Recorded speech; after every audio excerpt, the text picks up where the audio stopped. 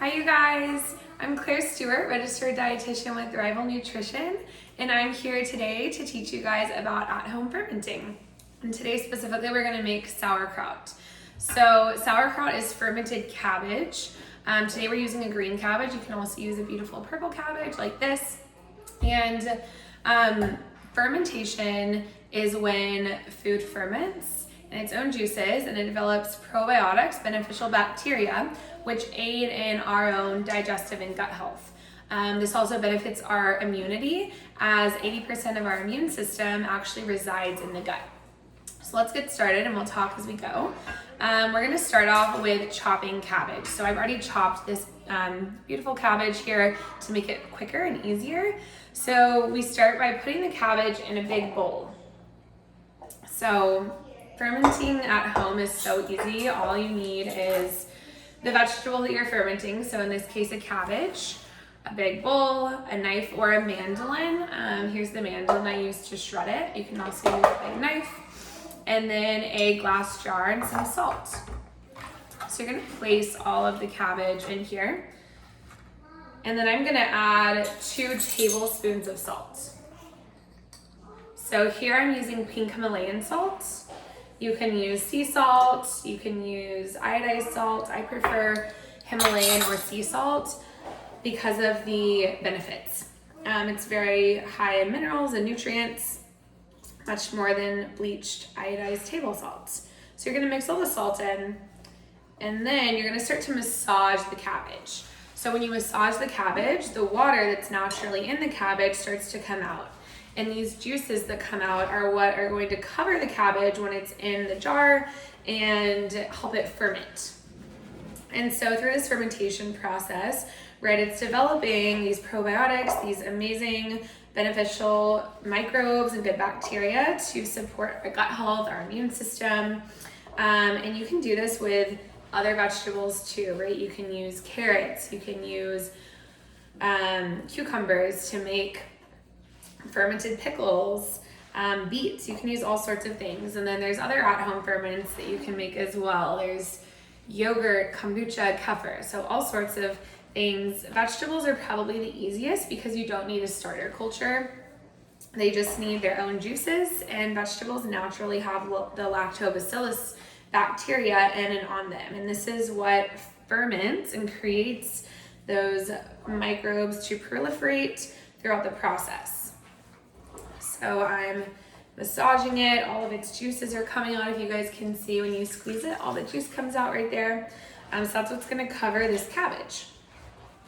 So once it's all massaged, I have my jar. It gets a little messy.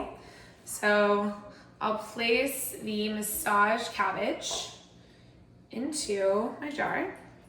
Kind of squeeze the juice out before you put it in there, and then we'll pour the rest of the juice on top. Here's all the cabbage. I'll place it in there, press it down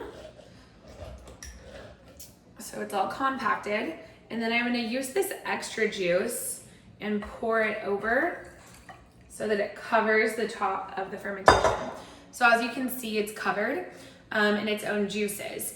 If there's not enough juice to cover the cabbage, you can mix some water and salt and you just pour it on top to add some extra liquid to make sure it's all covered so that it can properly ferment. So from here, I'm gonna add a weight on top, and this weight just helps it stay submerged. We just have this little owl weight. You can use really anything. You just wanna make sure not to use stainless steel because that can inactivate the bacteria. So from there, I'm gonna cover it with a lid and it's all set.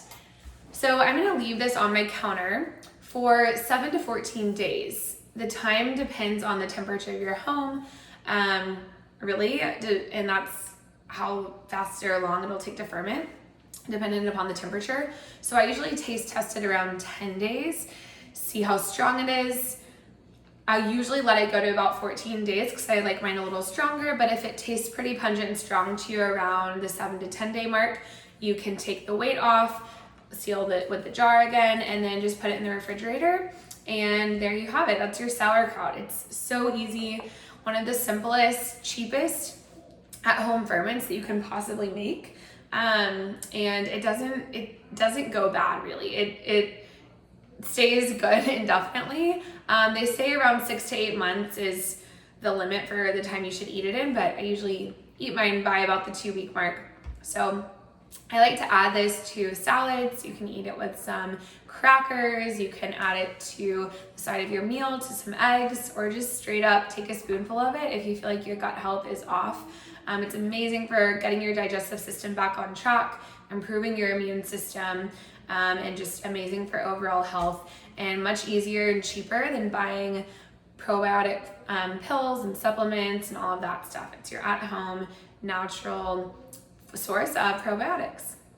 So thanks so much for tuning in. I hope you guys have a great rest of your day, and hopefully we will be back making some other ferments like carrots and beets and kombucha and kefir and all those great things. See ya.